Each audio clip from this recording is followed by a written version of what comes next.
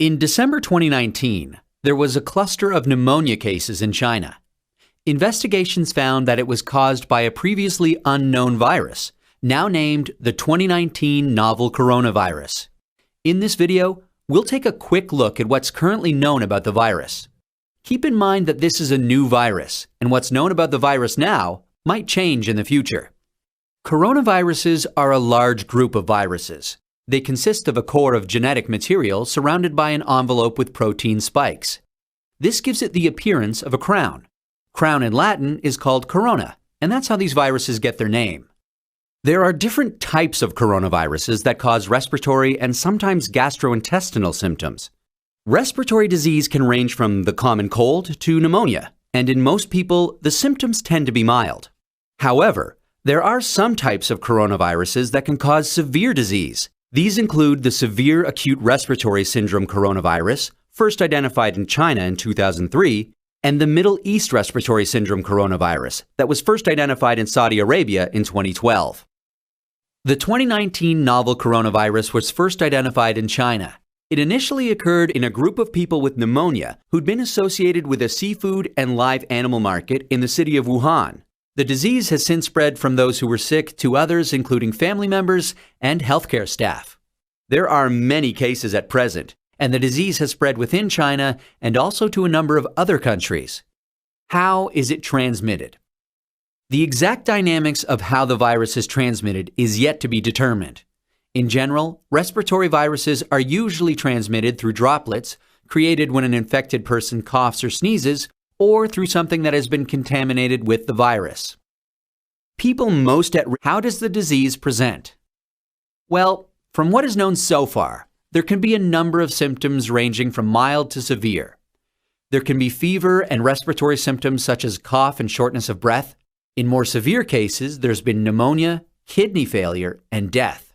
The mortality rate is not known yet. How can we tell whether someone is infected? The infection can be diagnosed by a test called PCR, or polymerase chain reaction. This test identifies the virus based on its genetic fingerprint. There's currently no specific medication for the virus, and treatment is supportive care. There's currently no vaccine to protect against the virus. Treatment and vaccines are in development.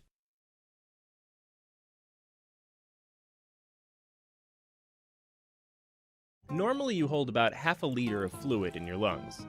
So when you sneeze, you're able to spray as much as a water bottle's worth of mucus into the air around you. It shoots out of your mouth in the form of moist, germ-infested clouds. Once that cloud hits the air, it expands, breaking up into snotty strings, then a series of different-sized droplets, all trapped in a turbulent gas cloud. One brave group at MIT discovered that the biggest droplets can travel up to 2 meters, about the distance between your desk and 2 desks away. But most other droplets? Those travel much farther, up to 8 meters. That's about 5 desks away.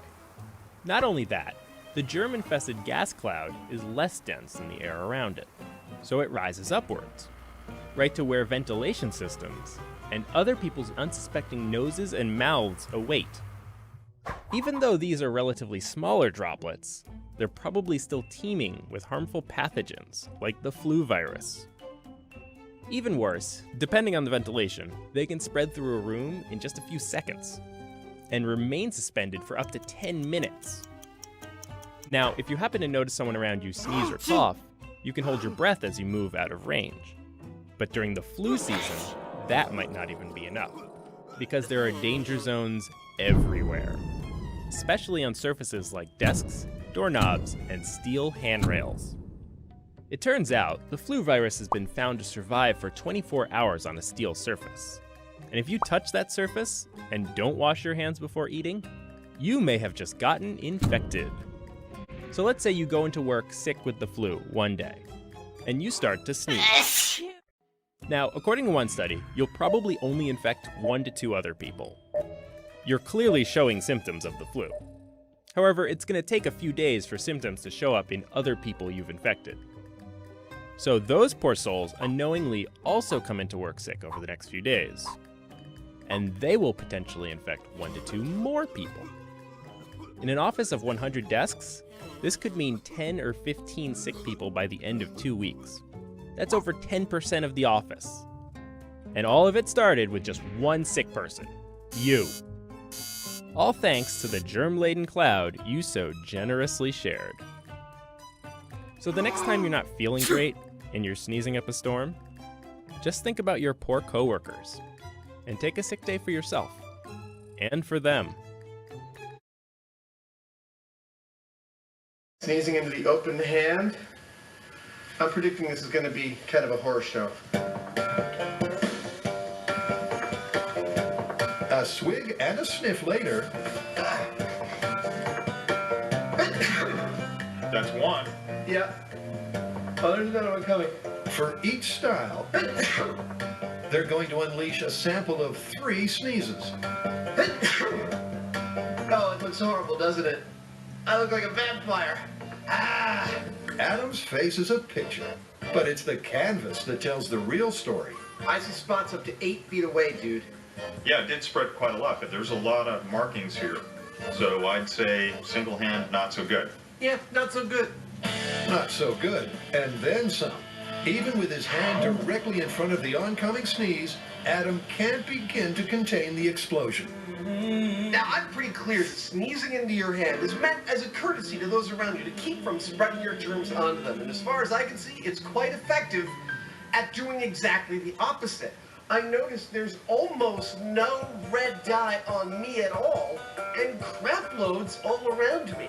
If I was on a subway, I'm Typhoid Mary. With the hand getting the thumbs down, can the elbow do any better? To find out, it's over to Jamie, and he'll be sneezing in green. Now, we wait for the sneeze to take effect on Jamie's Hoosier nose. Slowly, it irritates the cilia inside. And with the cilia salivating,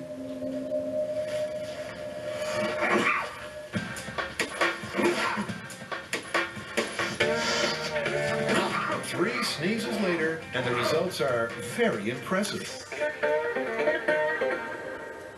Yeah, I see only 2 droplets and 1 on your shoe, and let's look at your elbow here. That's totally localized to you, man. And you know what? It's all on my arm and not on my hand, so I'm not as likely to spread it around. Yeah, doubly effective. Hands down, the elbow is a highly effective technique, with virtually the entire sneeze contained on each of Jamie's sneezes. But can the humble hanky do better still?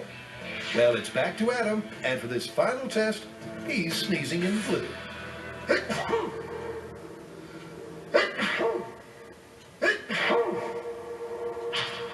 How did we do? I see a tiny dot of blue there. At first, it seems like the hanky may be victorious, until... I see some on the hanky. And look, it's penetrated all the way to both sides. It's penetrated both sides, and perhaps most damningly, ooh, it's on my hands, ready to spread to the next person whose hand I shake. The sneeze seeped through the hanky, contaminating Adam's hand, making it a pretty poor technique. And it gets worse.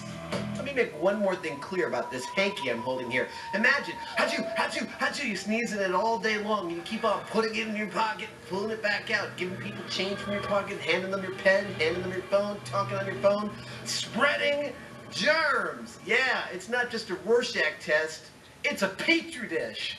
Although the droplets were contained, the hand exposure means the hanky has hit the skids. So, this flu season, which method are you going to use? The hand, the elbow, or the handkerchief? It's got to be the elbow. I totally agree. It's the elbow. So now you know. To protect yourself against coronavirus, remember to wash your hands with soap and warm water for 20 seconds before eating or drinking, or whenever you've been out in public. Avoid touching your eyes, nose, or mouth without washing your hands first, so you don't infect yourself if you've come into contact with the virus. You should also avoid close contact with other people who are sick, particularly if they're sneezing or coughing, which are common symptoms of respiratory infections like coronavirus. While there were early reports that some people who did not have disease symptoms transmitted coronavirus to others, closer examination of the evidence has not proven this to be true. Research on the strain of coronavirus is in its early stages, and findings may change with additional studies. But currently, there is no evidence that people can transmit coronavirus during the incubation period before they show symptoms. The Centers for Disease Control and Prevention also suggest cleaning high-touch surfaces with a disinfectant every day. Clean your doorknobs, kitchen counters, tables, toilets, phones, keyboards, and bathroom fixtures daily.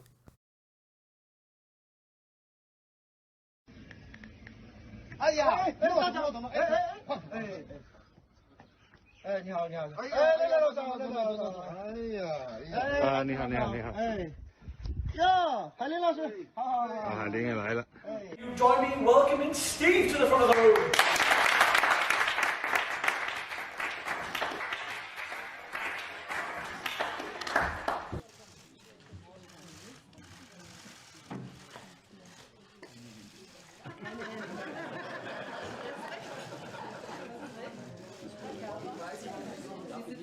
There's a ritual here that everybody shakes hands with everybody as soon as we see each other every morning. I think we've stopped that, so on the advice of the doctor. And we're also discussing to have a no handshake policy. And that might sound funny, but it is sort of for people to understand that it's okay. We're not being rude if we don't want to shake your hand or hug each other or whatever. It's so perfectly okay just to say hi or namaste or whatever you want to say.